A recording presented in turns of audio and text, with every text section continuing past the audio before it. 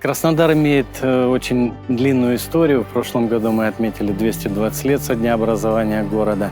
И города, который изначально был заложен как форпост казачества, безусловно, вот с тех давних 200 лет назад все традиции патриотического воспитания, они только приумножаются. В Краснодаре огромное количество памятников, посвященных героям всех войн, в том числе и Первой мировой, Гражданской, Великой Отечественной, безусловно. Достоянием города является парк 30-летия Победы. Он был создан в 1975 году по инициативе Подоляк Петра Яковлевича, гвардии майора в отставке. Не просто как выставочный павильон в плане просто техника, а в ней есть энергетика какая-то, история. Это каждый объект с какой-то историей, каждый танк был в боевых действиях, что-то видел. Чтобы собрать такую экспозицию, понадобилось много времени и усилий. Петр Яковлевич сам искал, привозил и устанавливал технику. Так и была заложена основа для выставки.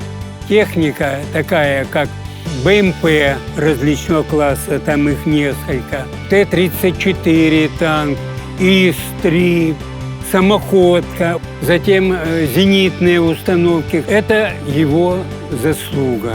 Многое сделал для создания коллекции и Хархардин Анатолий Иванович. В должности директора Музея боевой славы он продолжил собирать экспонаты и развивать музей. Некоторые спрашивают, как вам удалось собрать такую коллекцию? Из 42 единиц 18 единиц моих личных. Часть техники у нас есть танкоремонтный завод. И когда я приехал туда, попросил что-нибудь дайте на 50-летие хоть какую-то единицу. Он мне не только дал боевую машину пехоты, но и говорит, возьми самоходку. Любая техника, которая находится под открытым небом, периодически нуждается в реставрации.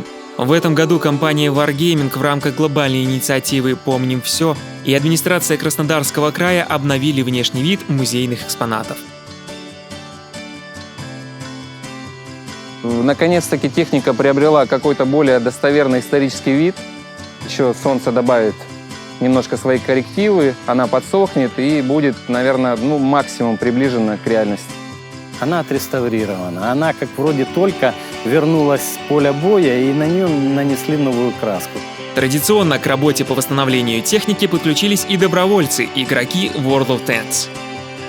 Буквально на днях мы получили приглашение принять участие в реставрации нашей техники, которая находится в нашем городе, в Краснодаре, в парке 30 лет Победы.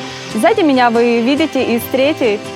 Зимой еще он был не отреставрирован, очень печально смотрелся. Сегодня он полностью выкрашен, отлично выглядит. Все работаем, все стараемся, любим наш город, любим технику.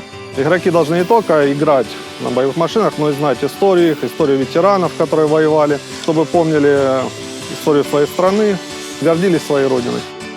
Стоит с уважением и почтением относиться к нашему прошлому, к тем вещам, событиям, людям, которые уже стали историей. Между Краснодаром и Белоруссией установлен давно очень тесный дружеский контакт. В этом году мы передавали останки белорусского летчика, который в годы Великой Отечественной войны воевал под Краснодаром, был сбит, погиб. Нашли его родственников, и мы в торжественной обстановке передали эти останки белорусской стороне для захоронения их в Беларуси. Такая встреча несет больше воспитательного момента, чем многое другое. Никто и ничто не должно быть забыто. Об этом нам напоминает поколение войны. 9 мая 1985 года в парке имени 30-летия Победы была открыта памятная стела, посвященная героям Советского Союза за защиту и освобождение Кубани. Под звездой заложена капсула поколению 2045 года. Хотел бы им пожелать здоровья, мира, благополучия.